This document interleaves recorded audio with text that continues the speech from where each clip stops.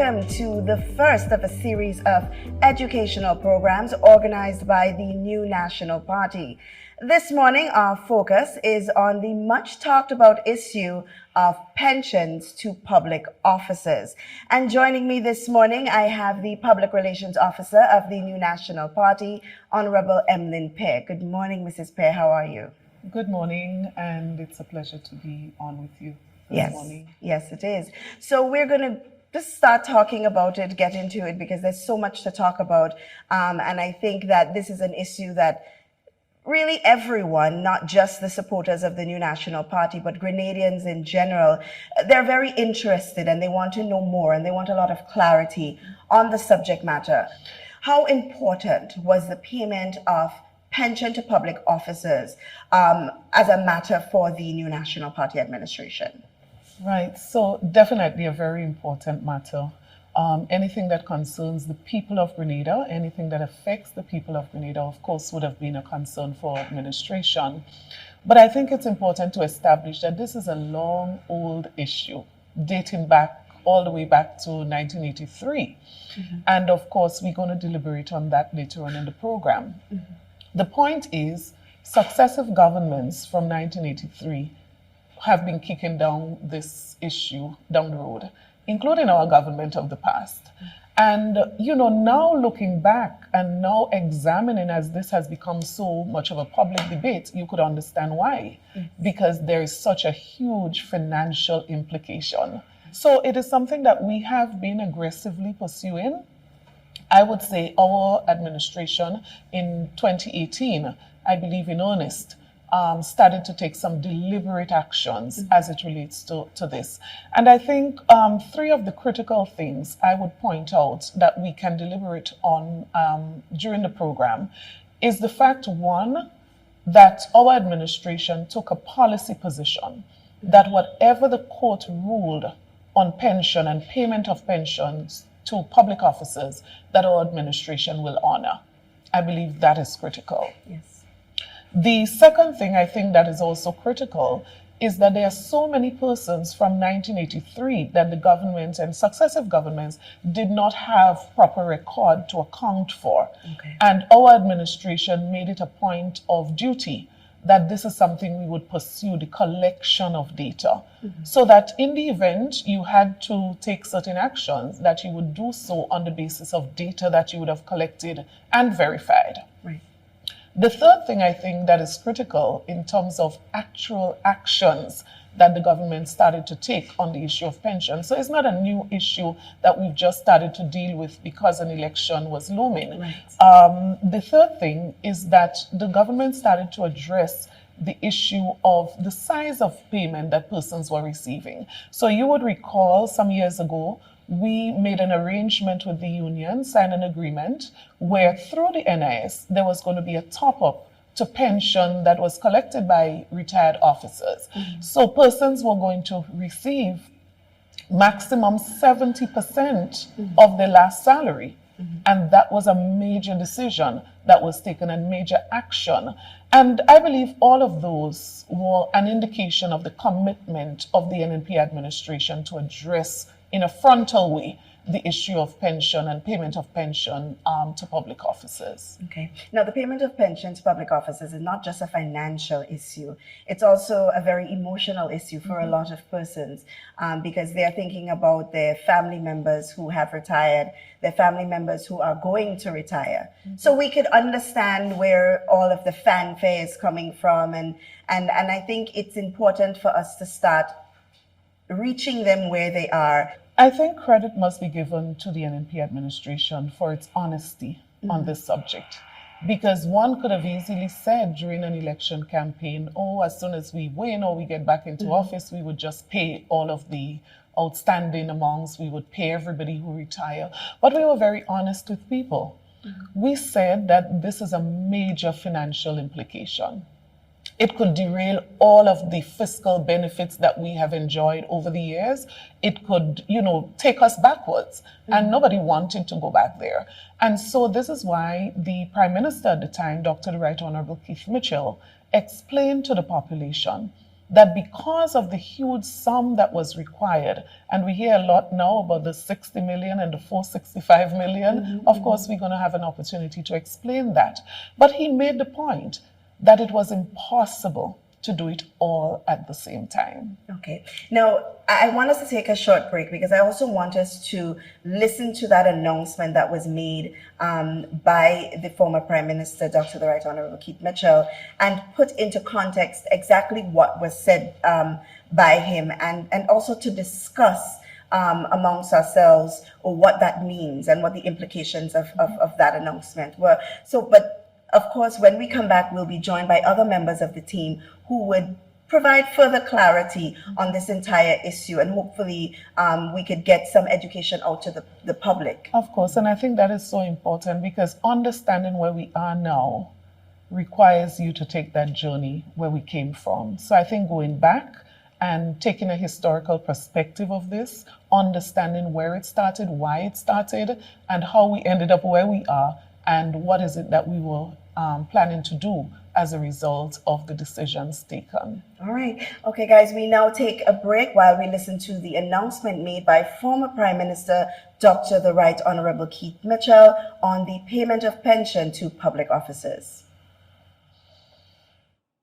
While these fiscal obligations of the court ruling are still being tabulated, preliminary indication, and these are just preliminary numbers, are that we will have to find at least $465 million.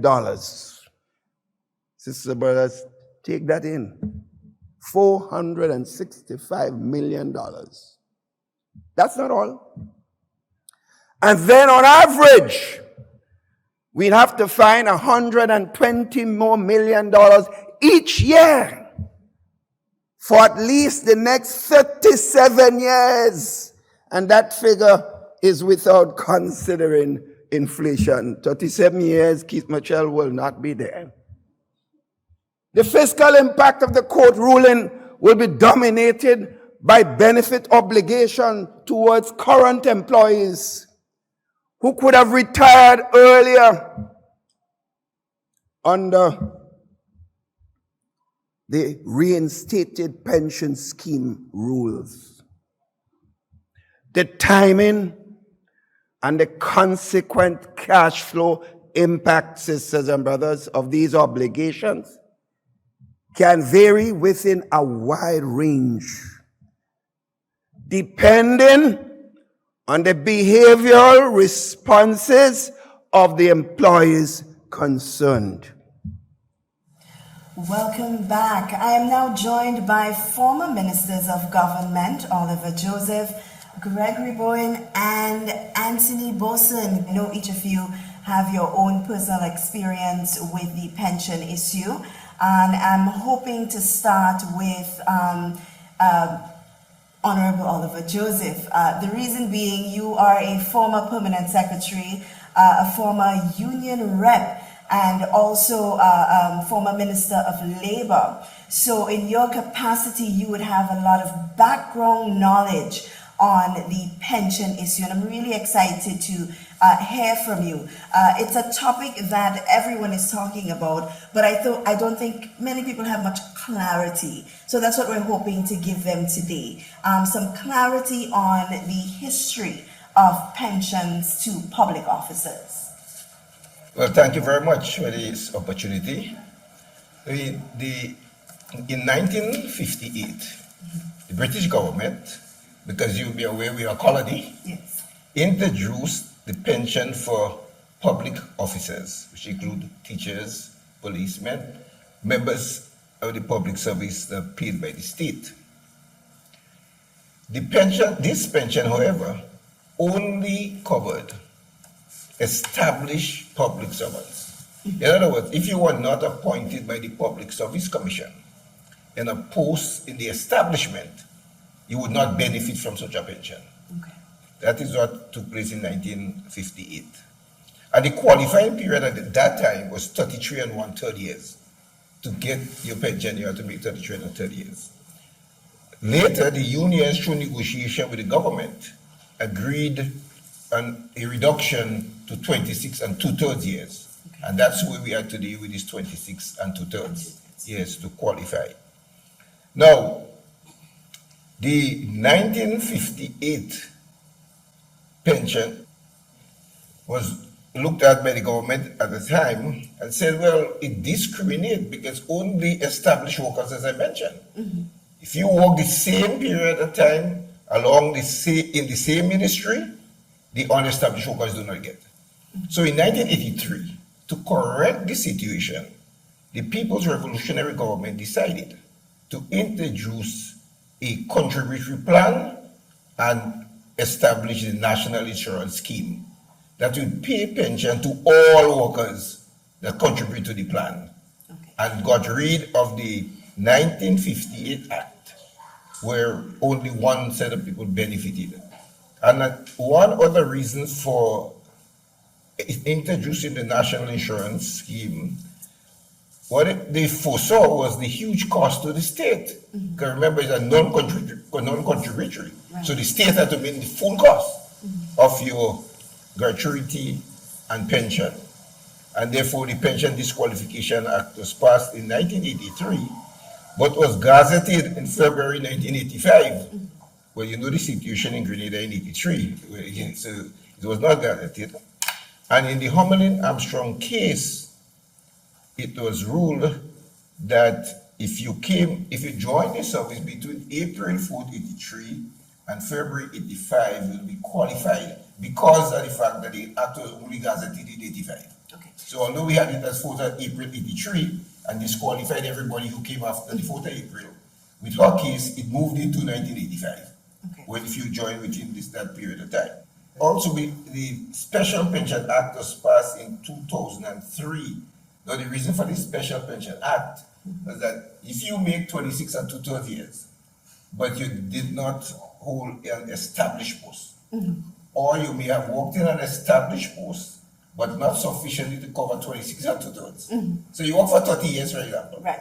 But say 6 years were not considered as being in a pensionable post. Let me move quickly to say that when the Hummelin-Armstrong ruling came, and we had to pay retroactive payment because people who were disqualified between 83 and 85 came forward based on the court ruling. 56 officers came forward.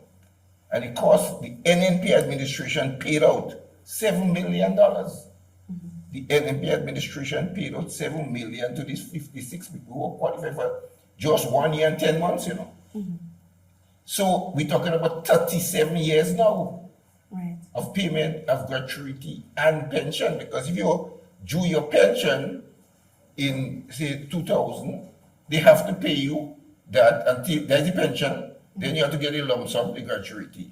So it is a huge cost to the state, and my other colleagues will go into that. I wouldn't touch that now. And in 2018, to address pension again, the new NNP administration, New National Party administration, agreed through a MOU with the union to pay a top-up so that you get 70% of your last salary.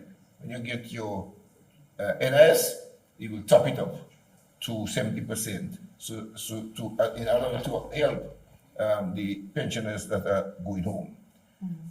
Now we reach the situation where the matter was challenged in court, and in March 2022, the court ruled that the Pension Disqualification Act of 1985 was unconstitutional, and that the 1958 law is the applicable law, and based on the various pension acts, that is the act under which public officers, or state, I prefer to say state employees.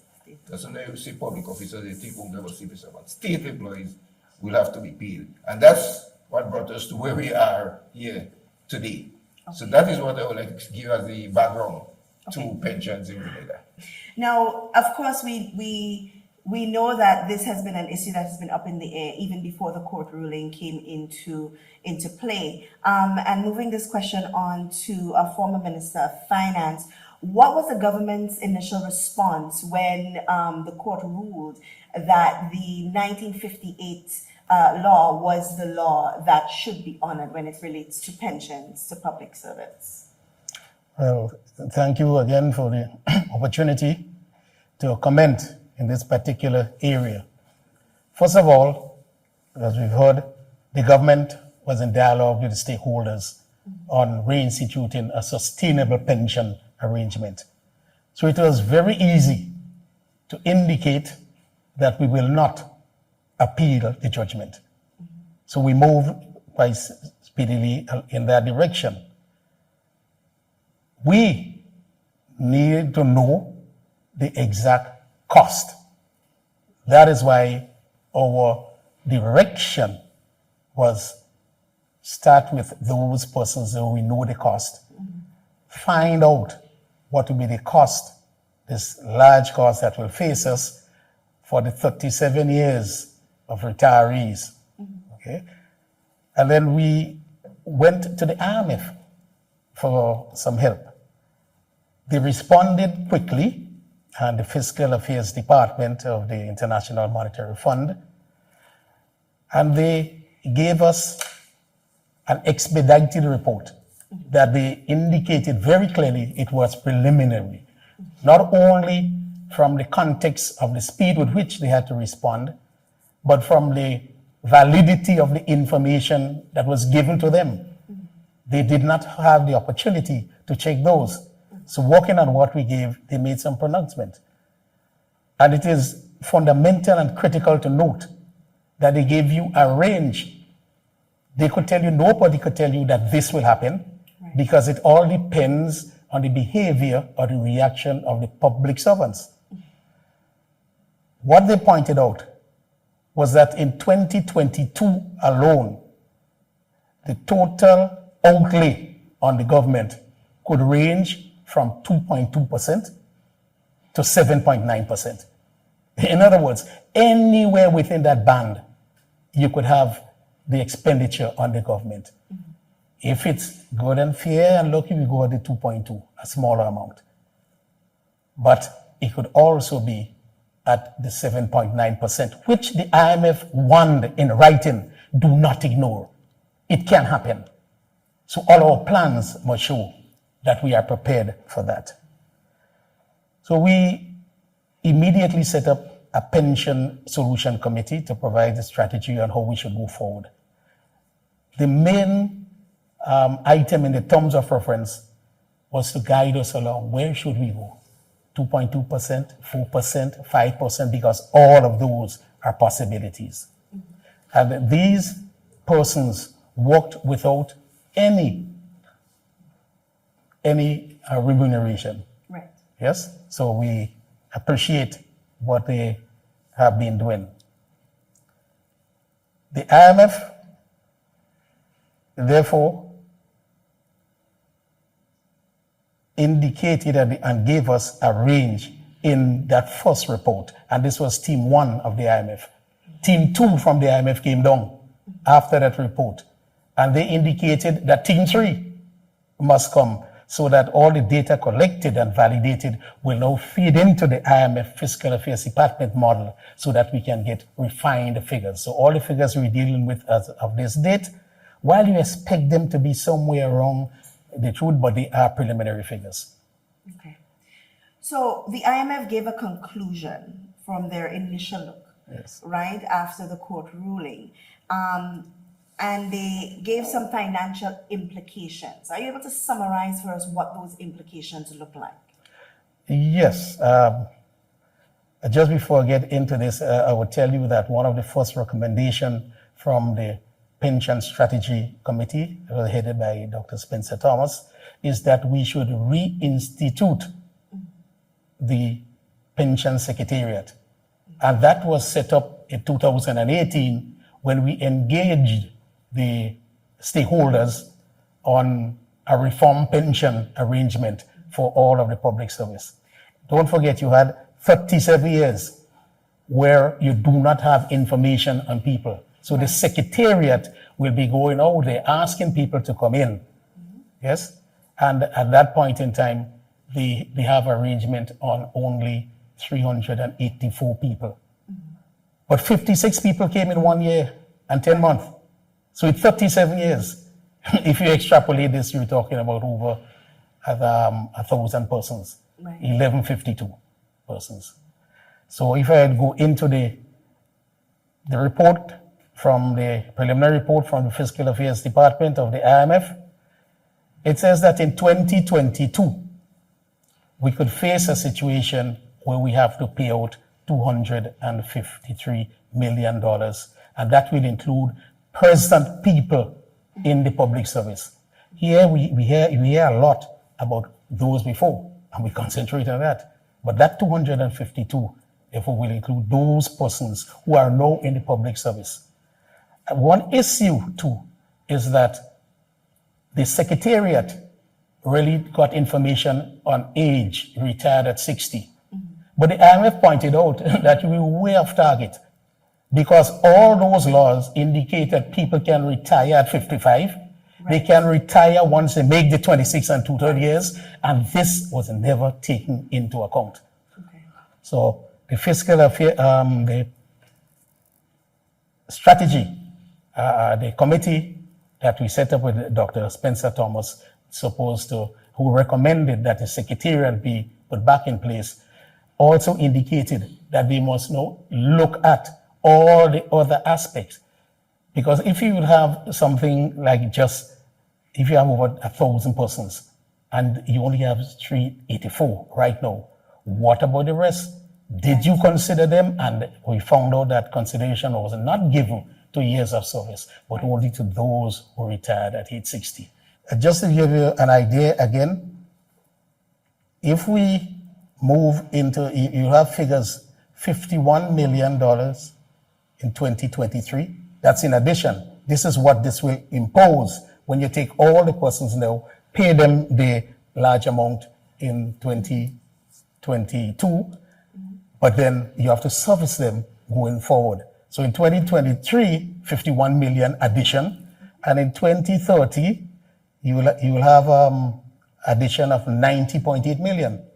So as you go down the line, you figure the increase debt on the state will be something like $798.2 million. These are IMF figures.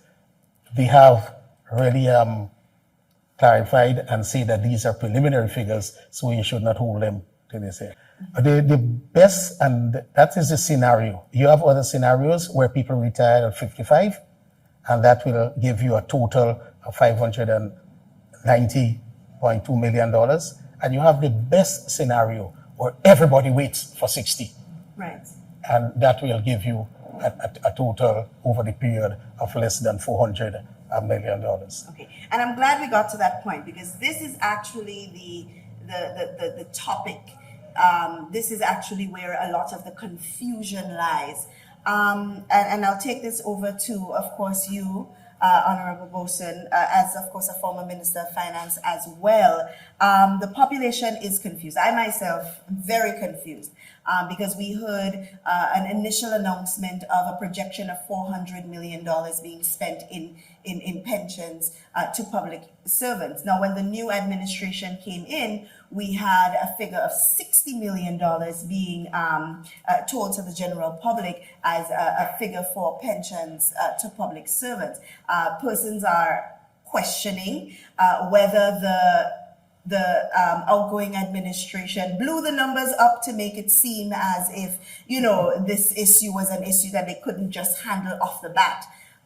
This new administration is making it seem as if it's just $60 million and everything is fine.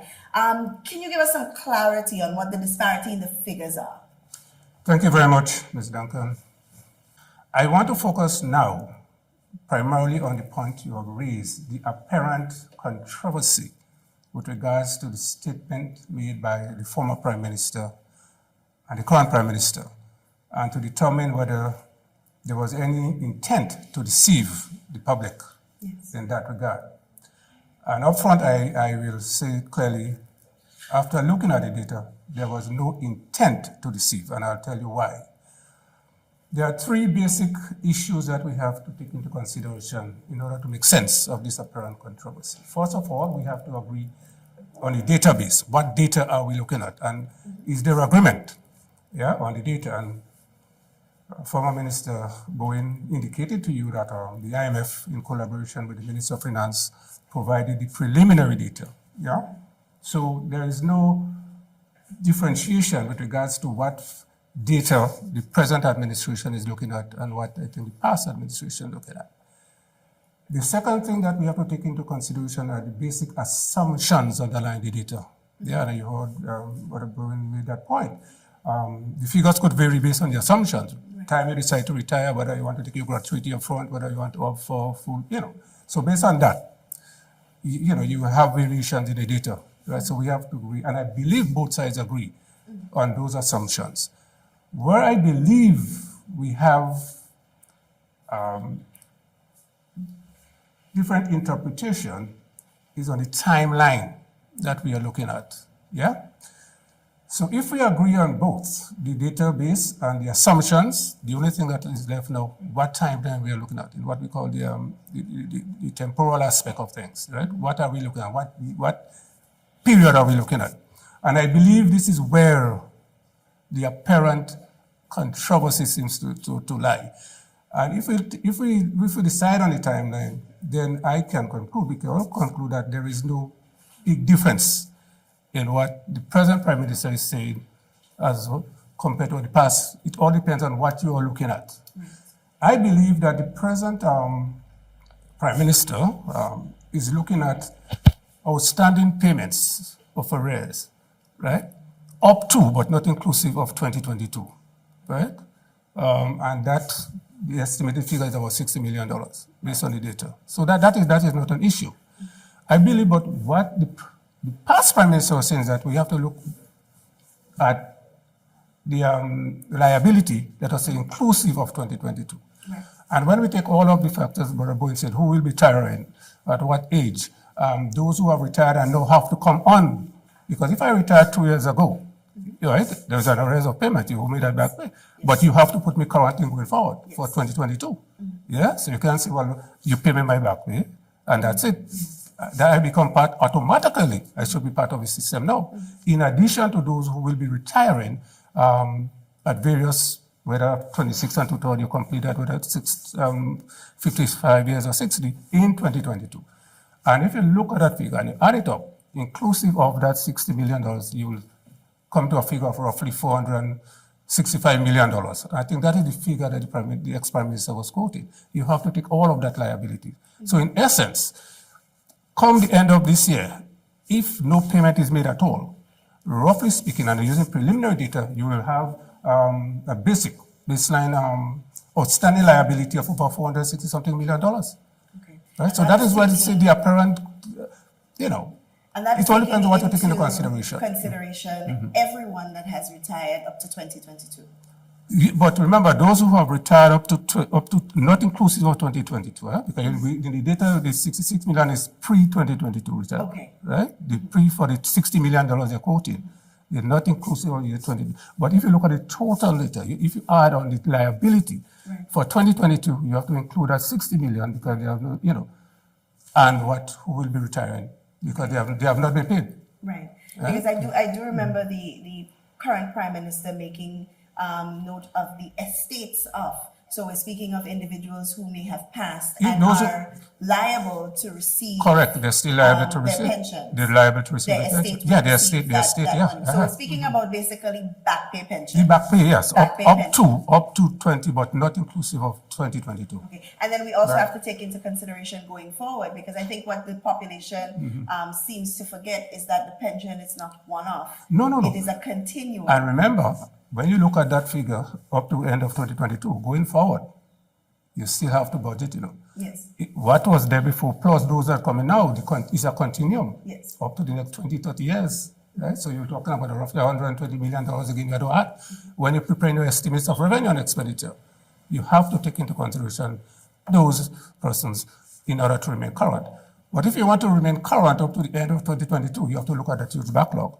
And that is why some experts are suggesting that government should look at issuing bonds or raising a loan to finance it. It was not the 60 million they were referring to. It is a larger component, yeah? But I think that is where the apparent contradictions seem to lie. And is there a possibility that the $60 million amount given by this current administration can change based on further data It that could is change collected? because I said these are preliminary data. There is nothing there is static. It could be more. But I was saying we're using a baseline data, but everything that could change. The 460 something could change. Everything could change based on the assumption that you make and what you take into consideration. That 66 to me might be, if you look at comparative data in the past, what was paid off compared to this is very small. So this could not be accurate. Right? So use it as a baseline data. And I'm looking now not at the accuracy of the data, but the principle underlying the discussion. But those data could change. So that would be the reason for the importance of the secretariat. Correct. To gather the information, to give you what is accurate. But we're just using, as I said, preliminary data by the, these are our preliminary things. We can't take that and say, yes, it's $60 million. It could be much more. But the basic principle is that what I think the present government is looking at, those arrests up to, but not inclusive of your liabilities for 2022. Right. Yeah? But once you include that, because if they pay, it is assumed that the 6 is correct and that is paid. Come the end of this year, going into next year, you're carrying forward a huge arrest into 2020 to 2023. And that is what the experts are saying. How do we treat with that huge backlog and not carry it over into 2023? Because 60 million alone will leave you with an outstanding arrest going into 2023 of over $400 million. How you treat with that, I think is the most important issue. Okay. And I hope the president and the administration understand that $60 million will not bring them current from 2023 going forward. It's not. Okay. All right, gentlemen, thank you so much for taking the time to come and sit with us today to clarify this issue. But as we conclude, I want us to get to the actual crux of the matter.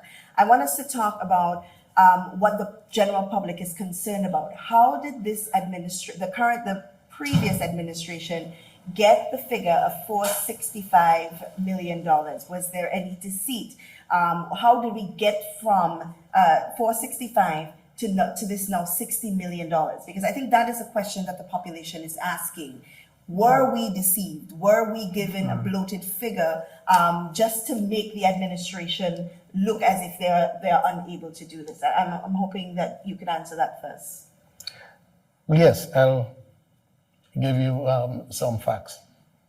The first is independent professionals have indicated that the number of persons retiring in the 37-year period between 1985 to 2022 is about 1,300. The 1 year and 10 months period where, because of the Armstrong case, showed that you had 56 people. If you correlate that and extrapolate, you get in about 1,200. So you're in range with these independent persons who, I don't know what method they used. And when you look at $7 million for these persons in the period where rates and salaries will be higher compared to moving through the 27 years. So if you use 7 million, it may be 8 or 9. And if you extrapolate that further, you're ending up now with a figure just from this, and I'm not saying it is correct, a preliminary as well, of over $180 million that you due to people. So you have to plan for this. Right. And remember, the pension secretariat only have 384. Right. And that is why the strategy committee on the solution of how we should move forward indicated that you must bring these people back. And the figure of 60 you get came from the pension secretariat, with what they have. The IMF didn't make these figures. We gave it to them. Right. And so the strategy committee is saying, go and get your figures. Reinstitute this committee so that people can come forward. And I'm sure that we will not be looking at the 60 million. And that is why the former administration took the position that deal with the 2022 retirees. Now you have a better handle on it, although you don't know if all eligible will go, but you have a better handle on it. And I could tell you the figure given to me by the Ministry of Finance was $6.6 million. Right. for people going in 2022. But lo and behold, are these people only those going at age 60? Yes. What about if they get up and say, I have an opportunity now, all the 55 will go? And what about if they get up and say, IMF say that everybody eligible will go? They never gave me that figure, you know. So this is what they got from looking at the DPA and the figures of who will retire at this point in time. So really, that 60, although given, must be taken with a pinch of salt, as recognized by the Pension Strategy Committee. During the election campaign, there was a statement, and I want to go back to it because I think it's an important point to note. There was a statement by the current Prime Minister that, the pension thing is easy. Let's just take a loan and pay off this $400 million and call that George. Why is that not practical? Well, first, it will really hinder your metrics, debt to GDP ratio, and all those things. And there are serious repercussions with respect to this. But you don't know what it is. That's a fundamental issue. It could be a lot more. And so these people are supposed to help us to guide us and say what we should plan for. But more importantly, not more importantly, but along the lines where you have the build up to the 465, that includes all your pension outlay for 2022. You do have $75 million paid now to people, even without this. You have to take that into account. You have to take the 253, which was reduced from 281, into account. And then you also have to take a reasonable amount, because this 60 million, even the unions are asking about it now, it is 60 million there. So when you project along the lines, using proper tools and so, you have 465 million in the line for all those things. And remember, there are professionals who gave over 400 million just for the retroactive pay. So if you add on top of this, the people that could leave, their figure will hit the 600 million pay. What Brother Bowen is saying is correct, because we do not know what the actual figure will be. Very based on the Armstrong case, if you do simple calculation, that is totally off. But what we're saying, my contention is that I believe that the present administration, based on the data that they have, in terms of the $60 million, that is classified according to them as the back pay for pre-2022. Yeah. That's what I'm saying. They are looking at what has been accumulated pre-2022, and that is what they want to pay out. But we are saying that if you include all the liabilities for 2022, you will have a significant amount. Yeah. And if you come the end of this year, you will face with the same dilemma if you don't wipe that out. And it's not $60 million or whatever the figures might be. You have to take into consideration all of the liabilities for 2022. And that's our main issue. So I hope civil servants don't feel too good and say, well, yeah, 60 million, that's it, and everything clear, we're going forward. They will be faced 2022 with a huge backlog, this government. How they treat with the dead is another matter. Yeah. Whatever the figure might be based on, you have all the, these are preliminaries, but it could change. But the fundamental principle remains the same, that come the end of this year, if this huge amount is not treated, not 60 million euros we have to treat it by the end of this year. It is much more 400 million or whatever, not $60 million to bring you current for going forward. And that should be made clear. Okay. All right. Yeah. There's also just one point that needs, you see, because you're making projections and there are certain assumptions and certain variables that we use. Before the code ruling, if you're 55 years, you think you're not to get, so you're working until 60. Yeah. Now the code, once you start to pay out money are a way of attracting people. Once you start to pay out this one, everybody in the park coming forward, That's the pension secretariat, right? Because money paying out. And a lot of people will decide, let me go at 55. Or after making 26 and 2,000, now I can. Because now I have a gratuity and a pension. I can take it and then go and look for the next job. When you factor in all that, the figure is much more. Everything. So, as the two former ministers of finance were saying, it depends on the assumptions that you make in the model, in every model that you have.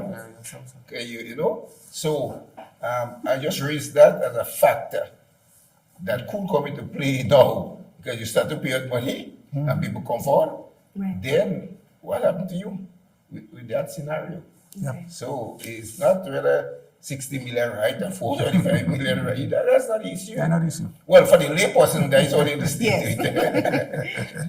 But For governance I and think for the governance of the country and when the reality will come home. The reality. The reality Yes. will come home when people start coming forward. When you are the secretariat Yes. and you start collecting the data. Yes. And you have the real numbers now Yes. to look at. Then you have to get the real figures. And that is where you're going to see that nobody was trying to deceive. But the former government was not trying to deceive anybody. Right. Right? And that is what the reality is. The NNP administration, in their deliberation and looking at the pension issue, looked at it in a more holistic manner, took into account every possibility, and then made a decision based on that, not just looking at one class of people or one figure and trying to knock that out of the way just to get the population to feel comfortable, but to keep the population realistic on what is the impending amount. Because no matter what it may be, it is still a matter of state, and we will all, as Grenadians, have to feel the brunt of whatever decision is made by any administration as it relates to the payment of pensions to public officers. So thank you again, gentlemen, for being here with us. And thank you, viewers and listeners. We hope that we were able to clarify for you this issue of pension payments to public officers. We want to take a short break, and when we come back, we re-invite the public relations officer of the New National Party to make the concluding statements. The court ruling has created two-pillar pension system for public sector workers, which, without further changes, would create a large fiscal burden on the state, since in its current construct, it is non-contributory. As part of the wider national dialogue, therefore, it is a matter that must be addressed through rational discourse and widespread consultation. As we conclude this morning, I re-invite the Public Relations Officer of the New National Party to put in summary how their administration, the previous NNP administration, arrived at the $465 million payout for pensions to public workers. So, as I said, and I want to start there, the New National Party administration was very cognizant of the huge financial implication of the court judgment. And so we chose to be extremely transparent and honest with the people. I would probably say at this stage, maybe we did not take sufficient time to explain sufficiently, which is why at this stage, you're asking, how did we arrive at 465? So if you listen to the conversation from the previous presenters, the contribution that they made, you would see very clearly where the 465 came from, right? And what I want to highlight now is three categories that would have been added together to give you 465. And I want to refer one to the 37 years retroactive payment. And if you're talking about 37 years retroactive payment, you're talking about all these people before 2022 who would have retired. So it means that you pay now the back pay, right? And you also bringing them current, because it means you also have to pay them in 2022. So that's category one, 37 years of back pay, retroactive payment of persons who would have been eligible. Then you have category two, all of the persons who are currently in the system, eligible for pension, and are going to be retiring today. I mean, in 2022, sorry, not today, in 2022. Now, these people can also fall in two categories. So you can have category one, who would be the persons turning 60 and retiring in 2022. But you also have those who would be eligible but not yet 60 who may choose to retire in 2022. So when you add the retroactive, plus you add those who are retiring in the current year, 2022, and then you add a third category, all the persons who are currently receiving pension from the government. These persons, their figure also need to be added to 2022 and whatever payments you're going to make in 2022. So the administration did not pull 465 from a cap. It didn't fall from the sky. It was thorough, detailed assessment that included technical experts. So when you compare 465 and 60, you must know that people are speaking about two totally different things. The current administration, when they speak of $60 million, they're speaking about arrears, retroactive payments. But guess what? No one can say for sure that it's $60 million. That is an estimated figure. Right. Why? Because the data that you have currently is incomplete, meaning that you don't have the data of every person who worked with government before 2022 who would have been eligible. And that is why every expert advised reopen the secretariat, let people come forward with the evidence. I worked X place or Y place, and so was my supervisor. And here is a notarized letter to prove that I did. And when you have all of that, then you can say with certainty, it's Y or it's X million. But guess what? It wouldn't be less than 60 million. It is more than likely going to be more than 60 million, but that is just retroactive. The three categories is what we spoke about. We were not just speaking retroactive. Retroactive was only one component of the three. Okay. Thank you so much for viewing and listening. We hope to be with you again to talk about not just the matter of pension, but issues that arise in the general public that may need a little further explanation. So thank you so much for being with us, and thank you for viewing.